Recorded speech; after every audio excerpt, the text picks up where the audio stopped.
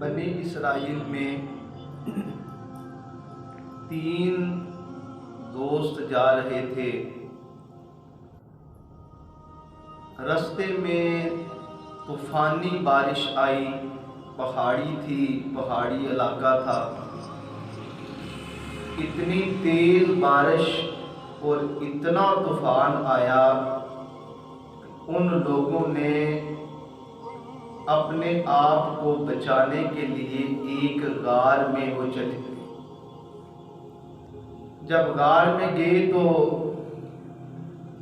تیز بارش اور طوفانی ہواؤں کی وجہ سے ایک اوپر سے پتھر لڑکتا ہوا اس غار کے منہ کے آگے آ گیا۔ یوں کر لیں کہ ان کی موت یقینی ہو گئی۔ جب وہ 3 دوست اندر تھے، ان تینوں نے یوں آپ اس طرح کر لیں کہ موت کا وہ انتظار کرنے لگے۔ ان تینوں نے آپس میں مشاورت کی اور کہا کہ یارو، کیوں نہ ہم نے اگر کوئی زندگی میں اچھا کام کیا ہے تو اللہ رب العزت کو اس کا صدقہ ہم کہتے ہیں کہ اے اللہ اس کام کے صدقے ہماری مشکل کو حل کر دے۔ کبھی کبھی یار اپنی نیکیوں کا وسیلہ بھی دینا چاہیے اللہ کی بارگاہ میں کہ اے اللہ وہ گناہ جو ہماری دعاؤں کی قبولیت میں رکاوٹ ہے، اے اللہ ان گناہوں کو معاف فرما دے۔ یہ دعا بھی کرنی چاہیے اور یہ بھی کہنا چاہیے کہ اے اللہ اگر کوئی نیکی پسند آ گئی ہے تو اس کے صدقے ہماری مشکل کو دور کر دے۔ ان میں سے ایک نے یہ کہا، اللہ تو جانتا ہے، تو غیب کی خبریں جاننے والا ہے۔ میرا دودھ کا کاروبار تھا، اللہ میرے بچے بھی تھے، میری بیوی بھی تھی، میرے معاملات زندگی بھی تھے، لیکن اللہ تو یہ جانتا ہے کہ میری ایک بوڑھی ماں بھی تھی اور میرا بوڑھا باپ بھی تھا۔ اے اللہ تو اس رات کو بھی جانتا ہے جس دن میں گھر لیٹ پہنچا، اور میری ساری زندگی کی اے اللہ یہ عادت تھی کہ میں اپنی بیوی بچوں کو دودھ بعد میں دیتا، اپنے بوڑھے والدین کو دودھ پہلے دیا کرتا۔ اے اللہ تو اس رات کو جانتا ہے۔ جب میں گھر آیا میرے بوڑھے والدین سو چکے تھے، میری بیوی بھی دودھ مانگتی رہی، میرے بچے بھی دودھ مانگتے رہے، لیکن اے اللہ میں نے یہ کہا کہ میری جو عادت ہے میں اپنے والدین کو دودھ پہلے دیتا ہوں۔ میں دودھ کا پیالہ ساری رات ماں کے سرہانے لے کے کھڑا رہا۔ تہجد کے ٹائم میری ماں اٹھی، اس نے دیکھا کہ بیٹا دودھ لے کے کھڑا ہے، اس نے پیا اور مجھے دعا دی، اے اللہ اگر تجھے وہ میری نیکی پسند آئی ہے نا، رات کو جو میں نے اپنی بوڑھی ماں کو دودھ پلایا تھا، تو اللہ کر دینا کرم، مہربانی کر دینا اے اللہ، مشکل کو کر دینا حل۔ تو اللہ کے نبی فرماتے ہیں کہ غار سے وہ تھوڑا سا پتھر جو ہے وہ پیچھے ہٹا اور سورج کی روشنی جو ہے وہ اندر داخل ہونا شروع ہو گئی۔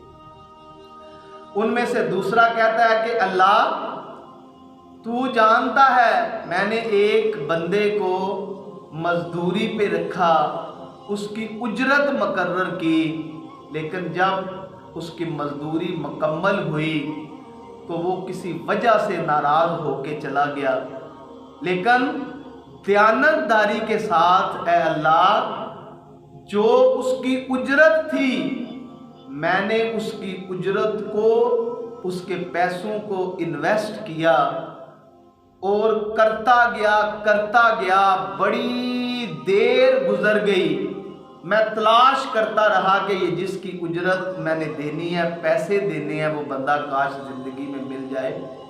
بڑے عرصے کے بعد آ کے کہتا ہے کہ دوست تجھے یاد ہے کہ میں نے تیرے ہاں مزدوری کی تھی. اس نے کہا کہ پھر وہ پیسے میرے. تو میں نے کہا کہ یہ سارے مویشی، یہ ساری اتنے اونٹ، یہ اتنی بکریاں، یہ اتنا سب کچھ تیرا ہے. تو کہتا ہے کہ تو میرے ساتھ مذاق کرتا ہے. تو میں نے کہا کہ نہیں، میں دوست مذاق نہیں کر رہا، بلکہ تیری اجرت کے پیسوں کو جو تیری اجرت مقرر کی تھی، ان پیسوں کو میں نے انویسٹ کیا اور اس میں برکت ہوتی گئی. تو دیانتداری کے ساتھ آج تجھے تیرے پیسے لٹا رہا ہوں. اے اللہ، اگر تجھے یا اللہ تو جانتا ہے میری دیانتداری پسند ہے نا، آئی ہے میری وہ نیکی پسند ہے، اللہ مجھے کر دینا معاف، مہربانی کر دینا ہے اللہ. تو اللہ کے نبی فرماتے ہیں کہ غار سے تھوڑی سی اور پتھر پیچھے ہٹ گیا، گویا کہ زندگی کے آثار نظر آنا شروع ہو گئے.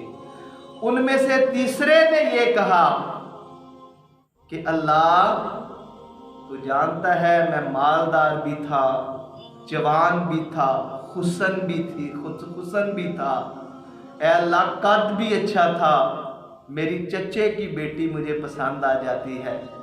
تو اے اللہ جب میں اسے اپنے قریب کرتا ہوں، طاقت رکھتا ہوں، جوان بھی ہوں، مال بھی پاس ہے، حسن بھی ہے، سب کچھ پاس ہے، جب اس کے قریب بدکاری کے لیے جاتا ہوں تو وہ کہتی ہے اللہ سے تجھے ڈر نہیں لگتا. تو اے اللہ میں نے تیرے ڈر کی خاطر طاقت رکھنے کے باوجود اللہ میں نے برائی سے منہ پھیر لیا تھا. اے اللہ اگر تجھے وہ میری نیکی پسند ہے تو کر دینا کرم ہم پہ.